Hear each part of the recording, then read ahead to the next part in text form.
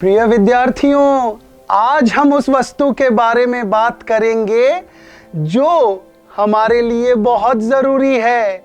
ये होता सबके पास है लेकिन सब छुपा के रखते हैं, देता कोई नहीं। धन धन। I'm sure that rings a bell. Hello Orphicans, this is Mukesh Parekh, your educator for economics. The topic for today's capsule is Money and Credit, Chapter 3 for your economics syllabus. Money. The word money derives from the name of a Roman deity, Juno Moneta. In fact, और भी कई सारे words हैं जो इसी नाम से originate हुए हैं, जैसे कि monetize, mint और भी बहुत सारे words आपको मिल जाएंगे। रोमन्स जूनो मोनेटा के टेंपल के पास में ही एक मिंट बना के तकरीबन 4 सेंचुरीज तक वहां पे कॉइन्स बनाते थे। लेकिन what is more important right now is what in fact is money. पहले यह सीखना जरूरी होगा कि मनी आखिर होता क्या है। A very beautiful saying about money is what money does. Yes, money is what money does. This saying beautifully connects the definition of money along with the functions of money. That brings us to the functions of money. The functions of money can be abridged in this beautiful couplet. Money is a matter of functions for a medium, a measure, a standard, and a store. Now let us have a look at each of them individually. Medium. Nobody ever refuses to be paid in money. You can use money to purchase just about anything. Measure. Everything that we see around ourselves has a price tag associated with it. And the price is always expressed in money. For example, this t-shirt is worth rupees 500. This watch is for rupees 2000. The phone that I'm carrying is for 14,000 and so on. So we see money is used as a unit of account which helps us give a value to any commodity or service. The third one is standard. Money has a certain stability in value and that's the reason why it becomes a standard for deferred payments.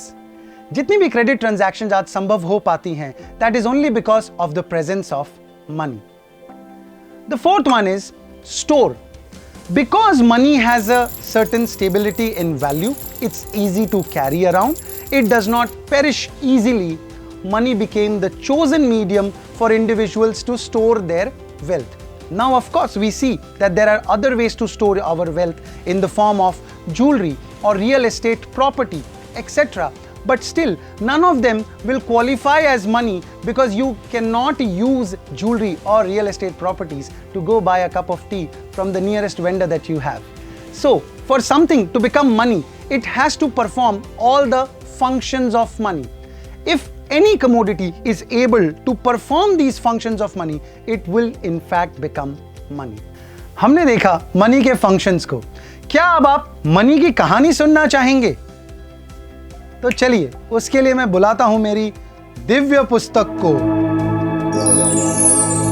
आइला, साथ में एक चश्मा भी आया है। तो कहानी है उस दौर की जब पैसे का कोई कॉन्सेप्ट नहीं था और लोग कमोडिटीज एक्सचेंज करते थे, यानी कि barter, whereby a cobbler could exchange the slippers he made with the farmer for food grains that he required. And the farmer could exchange the food grains with the weaver for a new set of clothes. But this system worked only if there was a double coincidence of wants. That is, मेरे पास वो चीज थी जो आपको चाहिए और आपके पास वो चीज थी जो मुझे चाहिए. In your in-class lecture, you are going to learn in much detail about barter system. तो जब barter system click नहीं हुआ, people started using other commodities like food grains, cattle, salt, feathers और seashells यानी कि कौड़ियां. Well, that is the reason why we have phrases like कौड़ियों के दाम बिक जाना, मैं तुम्हें एक फूटी कौड़ी भी नहीं दूंगा, या फिर 2 कौड़ी का आदमी, जिसे शायद आज का एक modern day legend 2 rupees person के रूप में यूज करता है. But all of these items suffered from problems like indivisibility, perishability, immobility, etc. So we needed something else. Ancient Chinese traders realized that rather than breaking their backs carrying all the bulky goods for trade, it was much easier to carry small tokens that represented the items they wanted to trade. Eventually, these tokens were replaced by abstract circles that could represent any item. इस तरीके से कहीं ना कहीं coins बनने का जो तरीका था वो इजाद होने लग गया था. The first coins that we see today were minted around 600 BC in Lydia, जिसे हम आज टर्की के नाम से जानते हैं. These were made from electrum, a naturally occurring alloy of gold and silver.